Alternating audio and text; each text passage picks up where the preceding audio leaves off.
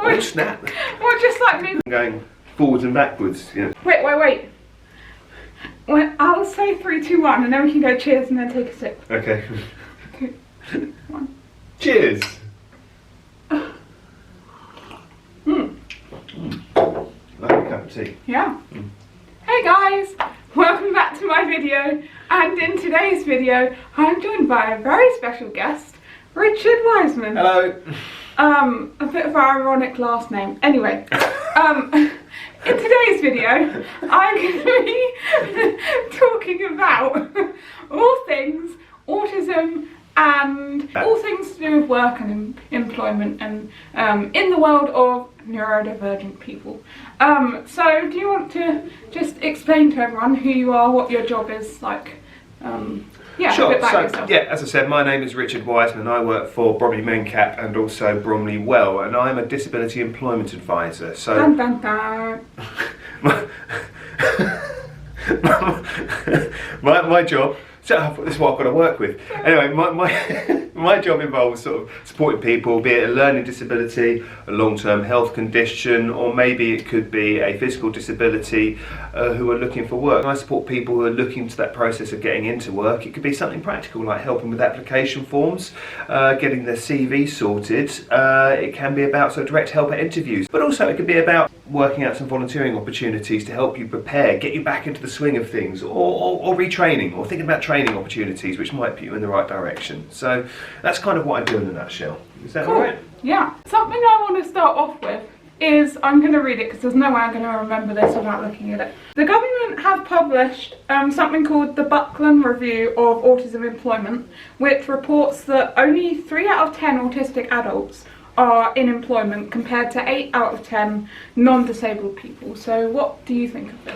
What do I think about that? Statistic. That is the first time I've heard that statistic. It doesn't surprise me. But then again, I think there's probably a lot of neurodiversity and autism which has actually gone undiagnosed. So it's possible that there is more people who are neurodiverse actually in the workplace than we actually realise. There are things which make it difficult for people to sort of get into work, and well, it's an unsurprising statistic to me. Yeah.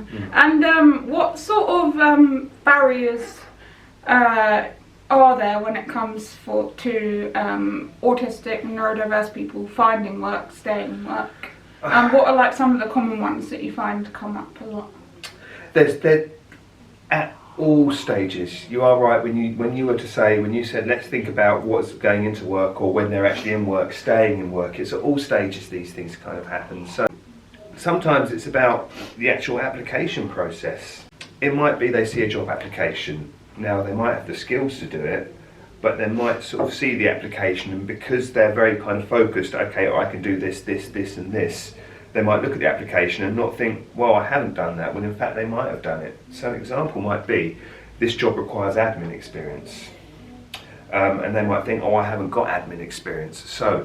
But they might actually have it, because think about it, every job nowadays involves using a computer. Yeah. Every day involves sending emails, it involves writing letters, it involves using a spreadsheet pretty much, doesn't it? Well, not every job, but most things you're going to be required to get onto something and do something. So most people now have this admin experience without even realising.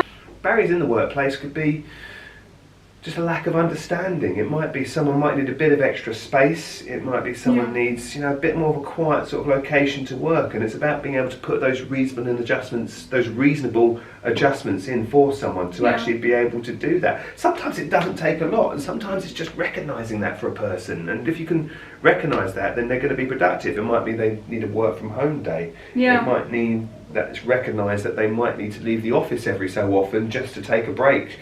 Yeah, so I think that's in the workplace, but there's loads of barriers as well in the application processes, understanding how to answer questions. For some people, especially say there's dyslexia, I mean, how are you supposed to do an online application if you're struggling to read? And that's why people like me exist, to sort of do those kind of things. Yeah. And like, what are some things you think you could do to make it more accessible for autistic people? But yeah, there's simple things that can be made. Clear information, good communication. Ultimately, be here at this time to do this. Allowing someone with you in the interview, I guess. Sorry? allowing someone with you in the interview would Oh yeah, help. absolutely. That'd be a great help. It might be getting the questions in advance, just so you can prepare the questions. If there's going to be any tests or anything, giving people warning. And a lot of it is just about preparation, good communication. But Holly, you and I have known each other years. And what do I talk about all the time? I talk about listening, understanding. Oh right, I was the problem, thinking, oh gosh, where do I start? Well, sometimes things do go in, but as I said, it's about understanding, communication, clear communication, understanding. But and just being patient with them as well, I guess. Yeah, absolutely. Knowing that a lot of neurodivergent people need a lot more time to process things and to take things in. Yeah. And not to rush them. Yeah, absolutely. But regular supervisions with someone, just checking in with someone, and often people are fine. I mean, I said there are people who are neurodivergent in the world who have just achieved so much in their lives. So it's not just limited to sort of just jobs in specific areas. I mean, Elon Musk, he's neurodivergent. Love him or loathe him. That's it. Beck, the musician, you're probably too young. Didn't they say that?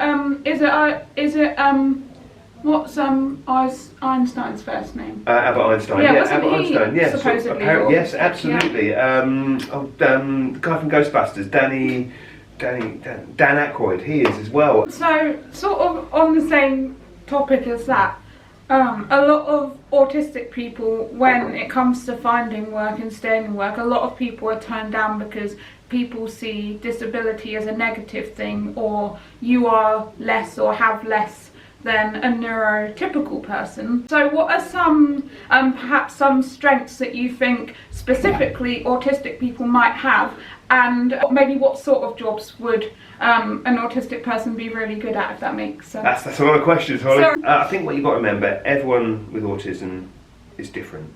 Yeah, and so people have different strengths, and they'll have different things where they might need support. Yeah, so well, that's why it's a spectrum. It's not just a spectrum. Yeah, so you can't shoehorn. You can't put people into one group. So what might be easy for one person might not be easy for another person. But certain strengths, and there's certain traits, isn't there, with people who are autistic, and that's kind of like around focus. It's around being able to sort of do repetitive tasks over and over again. It could be about being really organised. You might be able to pick up things which someone else might not be able to pick up in terms of like see the small details. Getting into those small details can be important. That perseverance, if someone sort of says something and you're not sure what they mean, getting to the bottom of that, and sometimes being quite blunt with people is actually a very useful tool. Not everyone's going to be like, do you remember Rain Man? Did you see the movie years ago? Sounds familiar. A lot of people have an idea that autism is just basically people who are quite severely disabled just being brilliant with numbers. It's not like that, and it's very clear that people are, that people are not like that. Yeah. There are these what they call savants, but they are a rarity. But for I was going to say, isn't that a type of sausage? But that's a saveloy. That's a saveloy, yes. Or Cumberland, yes. No. But what I would say, I wouldn't limit anyone to any job. Go for it. That's my honest opinion. People are so different. There might be certain roles which might be suited to certain people. Your factory, your warehouse things. Warehouse work requires a lot of detail and a lot of stuff. Yeah. And it requires working on computers or working on handheld devices. Security services like MI5, MI6. Sort of finding those patterns, things like being that. A spy. Yeah. Is that your James Bond impression? No. Wait. Ah, Mr. Bond. We've been expecting you. When he has the cat on his lap and he turns around and he's just stroking it. So those kind of roles are good. What? Yeah, so if you're looking for a job, be a James Bond. Yeah, well, there we go. Or, be a psychopath, yes. What? A womanising psychopath. Oh, right. Yeah, this is pretty much what James Bond is, so... But I want to say, okay. Yeah. Back on topic. And I think, the main thing which I'm sort of... I guess I knew this anyway, but I'm sort of realising as we're having this conversation is, yes, autistic people have different strengths and weaknesses, but like you said, it shouldn't limit them to any job. They would be good at any job if, employers and workplaces are able to make reasonable adjustments so that they feel comfortable in the job, then they can really excel at anything. Thank you for having me, Holly. Yeah, well, so, you're initiated on my channel now, so thanks for having this conversation with me. Yeah. The sky's the limit. Just go. Just don't limit yourself by what you think you can do. Sky's the limit. Don't stop believing. Don't stop believing. Da, da, da. Hold on to that feeling. Street lights, people.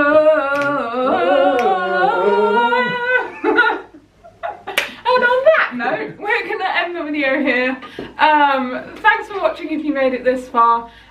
You can find a link in the description down below to Bromley Mencap's website. I'll put that in the description. I hope you really enjoyed this video. If you did, don't forget to give this video a thumbs up and subscribe and ring the bell to receive notifications every time I upload a new video, and I will see you next time.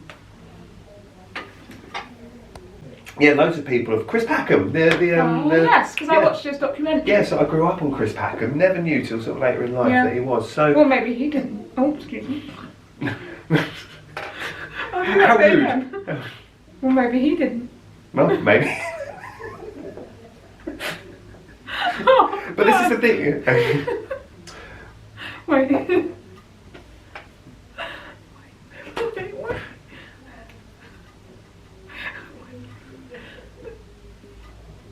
But maybe he did.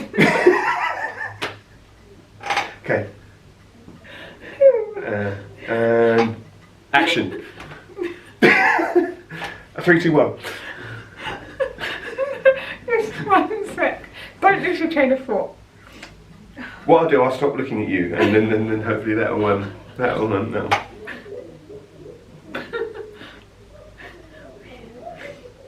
Anyway, whilst